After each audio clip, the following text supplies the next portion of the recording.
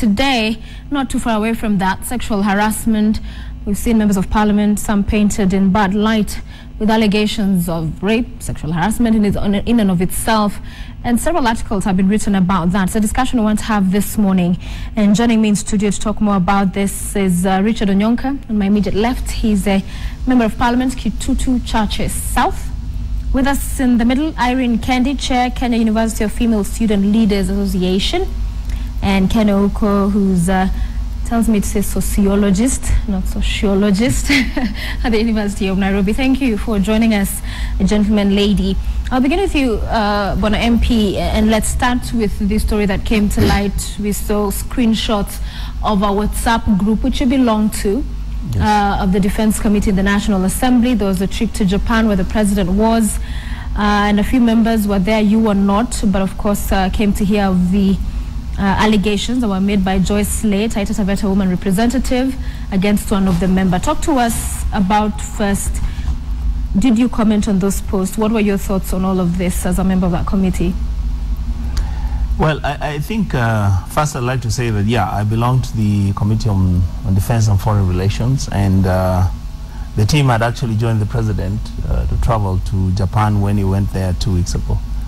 And we have a WhatsApp platform where all issues in committees in Parliament, we are able to discuss amongst ourselves, and also we are able to discuss with the clerks in the House if there is anything that needs to be done. That is the fastest way they are able to get in touch with us.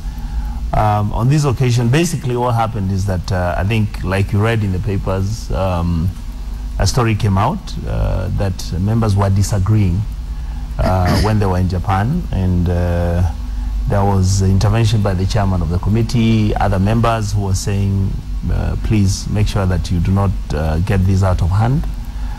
The disagreement, I think, is self-explanatory. If you saw what came out in the paper about Honorable Joyce Slay having disagreed with one of our members in the committee. And after that, they discussed the matter, and I believe it was agreed upon for both parties to agree to settle the matter amicably, and they came back to Nairobi. Yeah, I'll come back to you. Following this particular story, Ken, and in that group reading some of those messages, there are those who felt one of them said he'd already asked for forgiveness, it should be forgotten. Another one said, and this has even been reported later, that we were already out having drinks the previous day. Why is it becoming an issue now? What do you make of this? Well, I think what reflected from that incident is, sad to say, but just an emerging trend in this country that seems to be getting normalized, especially when it gets to the point where the leaders are the ones indulging.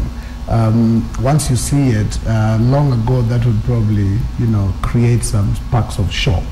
But today we read it and we smile. Which is a very sad state of affairs if you think of where we are going and where we have come from. Because there's this issue that leaders they ought to at least carry themselves around with quite a bit of decorum, even if it's amongst themselves. And so to see such things emerge, especially out there in another country, is probably just sad and embarrassing. But sad to say, it's something that we are seeing more and more of, and so we need to interrogate that particular aspect of human behavior. Yeah. Irene, we've seen you comment on some of these stories, including that particular one. Your thoughts, and I just want to remind our viewers, we did make an effort to reach out to female legislators to join us for this discussion. Those we did communicate with, one willing to be part of the panel this morning, so just that you don't wonder why we do not have some of the, perhaps, a constituency that would be important to have in this discussion. What are your thoughts? About my thoughts about the women legislators, yes, not turning up. It's a big disgrace. Not turning up, but okay, you could still comment on that. But on the issue comment of because being a woman leader, you are not even a woman leader alone, but you elect these leaders to protect the rights of women and Kenyans at large.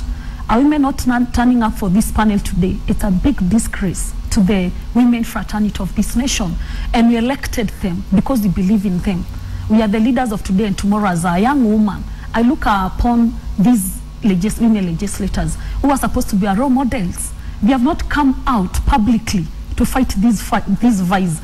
We have seen one of their own, Madam Honorable J, Honorable Lay, Joyce Lay, who has been molested and sexually harassed by her fellow legislator. We don't know about that. It's an allegation, in fact, of verbal, not anything of that kind. Yeah, because whether it's verbal or physical, harassment is harassment.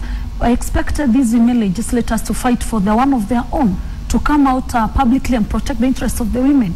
That is the reason why you see today most of the young, especially the young women today, are viewed as sexual objects and not as women of substance. Reason being, our women leaders are just there to sit and watch.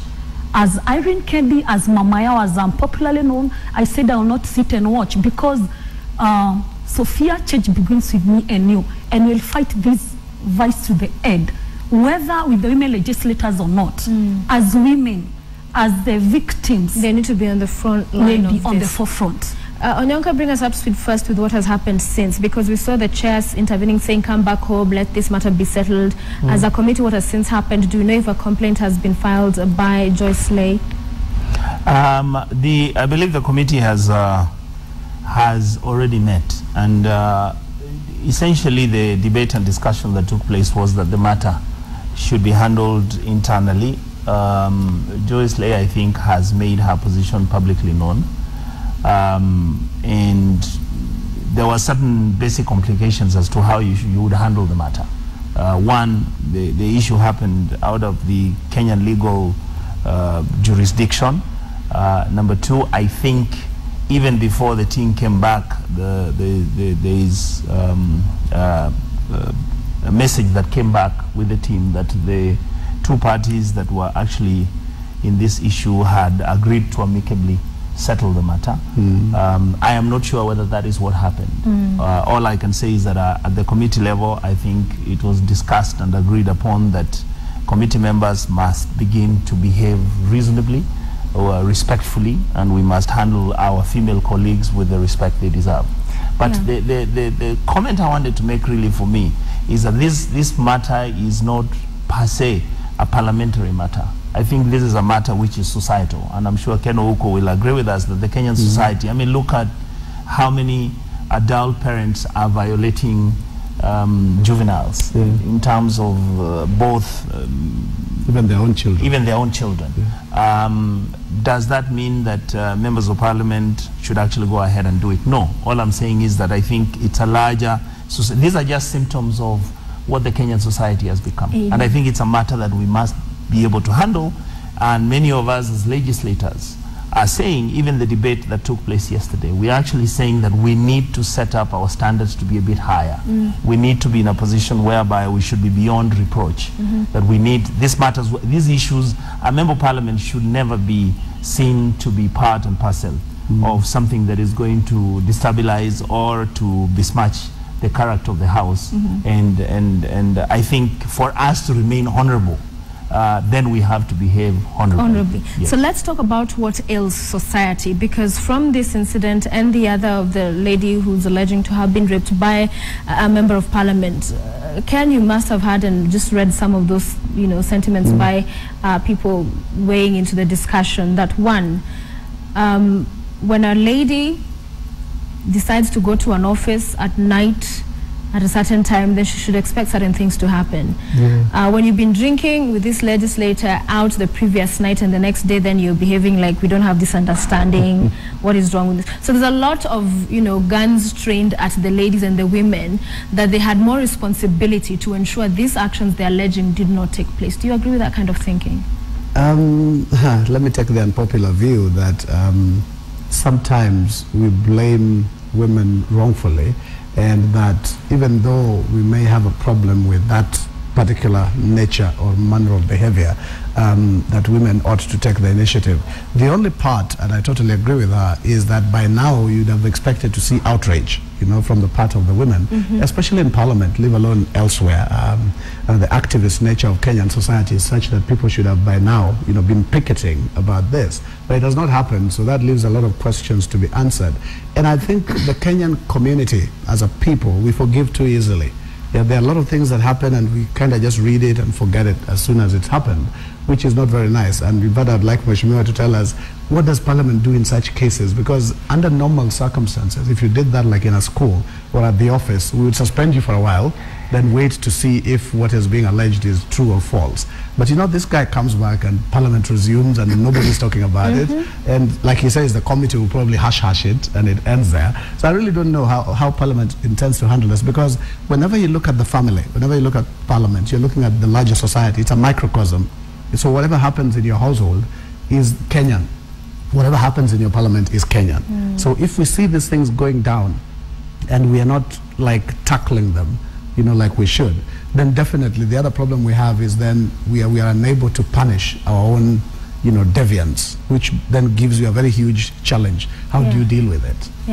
Irene, the scales appear to be tilted strongly against the women, and not only here in Kenya. We saw the India case where, you know, even the rapist who was jailed said that girl, the 20-year-old girl who was killed, had no, you know, business walking outside after 9 p.m., that she brought rape onto herself because she was out at that time. What does this say about our society? What needs to happen to see that we actually see each other as equals? Are we equals in the first place? Sophia, what we need to do is a lot of empowerment. We should not only empower our women, but also to our male counterparts. Empowerment is very important, because any man who has never raised a hand in class will always raise a hand on a woman. We are supposed to live in a society where we educate each other to live, to embrace the essence of sisterhood and brotherhood. I don't like this cliche of men viewing women as weak vessels or sexual objects. We need to emphasize on empowerment, mentorship programs like the one I'm running nationwide, where we have to reach even to our boy child. Let us go back to our society. Let our parents, teachers, and other stakeholders preach one gospel of living as brothers and sisters. But it's a shame when our leaders, instead of guiding our youths, our fellow Kenyans to the right path, they are leading them to the path of the hell. Which society are we living today? I think like today, the day before yesterday, I formed an association. We are calling it the Kenyan Women Defense Force or Defense Team. This is a team because we have seen our women legislators and our legislators are doing nothing. Let me come out as Irene. We will from today, henceforth, any case that comes to the media about sexual harassment or gender-based violence will be going to the doorstep of that person. All right. Okay. And Ken will come to put it to Mheshimiwa what you asked about the role of Parliament. But let's look at Bwana Onyonka first. On one hand, what she said earlier, the fact that we're not seeing uproar, we're not seeing outrage from the women legislators now. Are you disappointed? Are you shocked that we're not seeing as much now conversation in that particular, coming from that direction? Actually, you know, Parliament is a very complex place. The assumption you take is that parliamentarians think in a certain way, we think in a legalistic way, we think in protecting and defending the rights of the meek and safeguarding the interest of the vulnerable. That is not the case. I think Parliament, you might find that some members of Parliament, and maybe this is how I looked at it, I've been looking at it for the last 2 or 3 days. The reason why women legislators have not come out to vent anger or to express their position on what happened on these matters is because, one, I think they have not gotten the true and clearer picture of what exactly happened. In other words, what happens, like Ken Oko was saying, once this matter comes to the House, then it has to be either reported to the Speaker's office and then obviously to be referred to the Privileges committee which the Speaker set up the other day. Then that committee has to interrogate the Committee of Defense and Foreign Relations. Then once that has been done, then the report will be handed over. Then the Speaker will come out and say, well, either the House will debate it or it will be handed over to a government agency that is either going to prosecute it legally or otherwise. Now, unless that process has taken place, I believe many members of Parliament do not want even to discuss what I'm discussing. Many feel, because you're talking about 2 colleagues, you're talking about issues which happen far away, you're talking about you do not know what the true position of this quote-unquote incident is all about. So the way I look at it is that members of Parliament are dragging their feet, even the women, because they want to know what the true position has been. I mean, what actually happened. Even now, if you were to look at the stories that have come out. Yeah, the matter that was settled out of court over those messages. Yes, some people feel the matter should be settled out of court. Some feel that these are colleagues and they should forgive each other. And that's, for me, the issue is that the issue has not been interrogated completely in Parliament. It has not gone through all the committees in Parliament. The Speaker, remember yesterday we were discussing the Speaker himself. So with time, I believe it may either continue or it may be let rest. Mheshimiwa, let me raise two things. Yeah. Yes. The reason the Kenyan family is ravaging itself is precisely that when a man and a wife fight, even the next door neighbor will say, let them sort it out. Yes, you know? themselves. And then we start going wrong because this guy could be killing this woman slowly. Yes. By the time you're going in to intervene, she's buried under some bed, like we found out the other day. Yes. The other problem that we are having is that whenever we discuss these things, we are not coming out with the venom that we need to. Because if somebody hacks a child to death, or if somebody does that, especially to another leader, then as long as the facts are there, and I mean from her mouth, the complainant, and the other guy has not said, no, this didn't happen, then we already have a problem. Because at that moment in time, she has made that allegation, and we're assuming that in her position as a leader, she wouldn't just sensationalize something that didn't happen. So therefore, it's upon the reaction of the leadership, to show us that, hey, this thing is not going the right way. And if we can have such discussions amongst leaders, then definitely we're on the wrong track.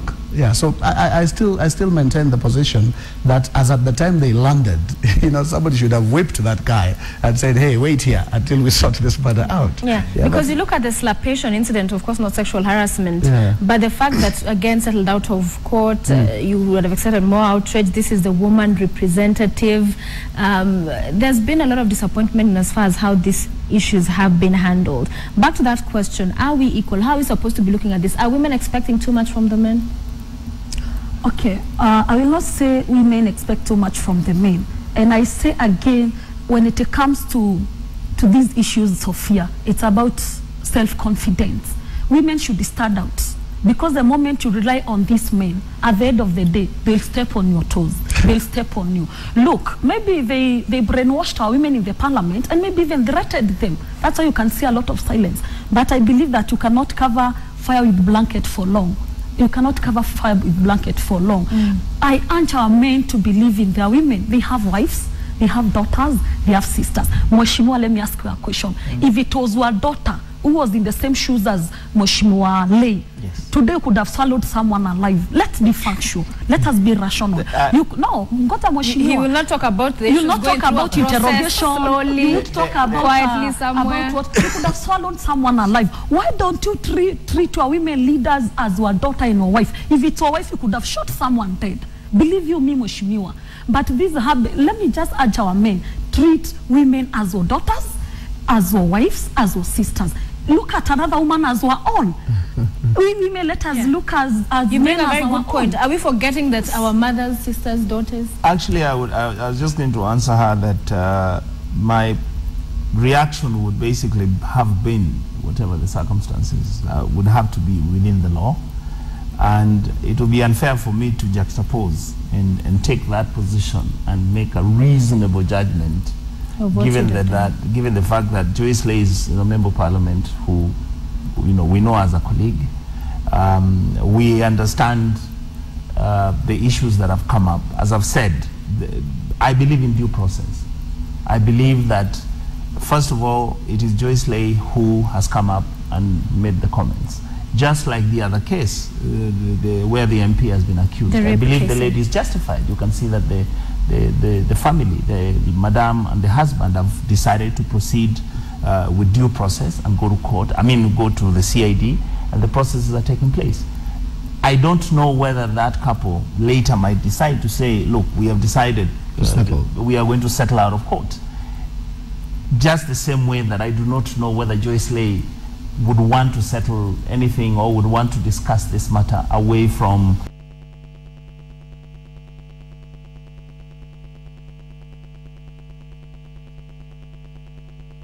my sister, is that many of us men, you're right, we have daughters and we have wives, and we respect them, and we do not mistreat them. We have aunties, we have cousins, we have many lady and women friends whom we respect and we treat responsibly. And many men are willing to come out and support what you are talking about. Many men, Ken Oko is not a woman, and yet when he's taking a position whereby he's saying noble men who believe in women. So my point is that you're better off encouraging many men to come to your side and for many of them to take these noble positions, so that even when in Parliament you have like the current bill, when bills like those come, you saw very many men who are actually contributing, debating that and discussing that. All right, he talks about the noble men, Ken, but what is it about our structure? Because one would imagine for one to come and talk about being sexually abused, the harassment, it's not something you're coming to say, whoa, this happened to me. It's, you know, something disgraceful, should never have happened. It's not a proud moment for a woman to talk about such a thing, to bring it out in light. So what is it about our structure in society that allows for this to happen, that there's this huge imbalance and we've not been able to tilt or balance out the scale? You know, the gender thing, the whole concept, the razzmatazz of gender is still, if you ask me, almost stillborn. We are taking it from an activist perspective and saying the women must do this, the women must do that. But that's what people like Margaret Sanger did in the 60s, you know, the very strong feminists. They came out and said, this must happen, this must happen. Now we are in another century, and you know, we are still fighting this war. I think what's going on is, like I tell my students in class, if you're a woman of substance, take it from the point of being able to walk into a shop and buy a condom as a woman. Then we know that you stand for being a woman. Nobody's going to ask you, who is this for, where are you taking it? And that's exactly the same thing, that if you're able to come out with it and say, this happened to me, because for women that's the first big step. A lot of them would rather hush and they, oh, can you imagine, Richard did this to me, and then now they talk about it elsewhere. But the fact that she comes out, in fact, my disappointment in this whole scenario was your chairman's response, you know, like, hey, cool it down, you know, we'll talk about it later. Yeah, but this is somebody who's emotionally, you know, getting beat at that time. So the chairman should have... she kept saying if it was a man, this would have been handled differently. So because of a woman, she kept asking. So Bonagidenji, I think that was his name? Yes. You know, should have been more supportive of one of his own, and said, okay, let me pick up the phone and call this man, for example. And then find out the truth of the matter. Because in that sense, as a chairman, you're taking the leadership role in defending a woman member of your committee. But if you tell her, no, don't expose this, we'll talk about it later, that's the panacea we are having in the whole country. Everybody, including sometimes parents, they tell their daughters, oh, the neighbor raped you. Okay, we'll talk about it. Then you call a meeting later with the elders and say, you know, somebody did this to my daughter. That's the first thing we need to break off. Okay, what needs to happen, Irene, going forward? Because we have a situation where these are the few cases that have come to the fore, but it is happening in many different cases. And it is that attitude of hush, hush, don't talk about it, and those that you'd expect to talk about it not doing the same. Is status quo going to continue? What is it that would change this trend? Sophia, as long as Irene Kidd is alive, this will not continue. Because many women fear, there is that fear of coming out because of intimidation, because of stigma. But I think we should start a forum where we go get statistics. Even in court, we can even go to the court and get a database of all sexual harassment cases, gender-based violence cases. Then we can look for these victims, talk to them in a nice way. Then they can come out and speak. The moment we start out and fight this fight, believe you me, people will come out as many as possible. They fear because nobody will talk about it. Nobody will defend you. Look at Madam Mheshimiwa Joyce Lay.